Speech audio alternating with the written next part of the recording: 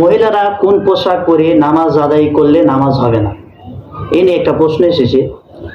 তো উত্তর হচ্ছে, মহিলারা যে কোনো পোশাকে নামাজ হবে, তবে শর্ত হচ্ছে যে তাদের সতর যেন প্রকাশ না পায়।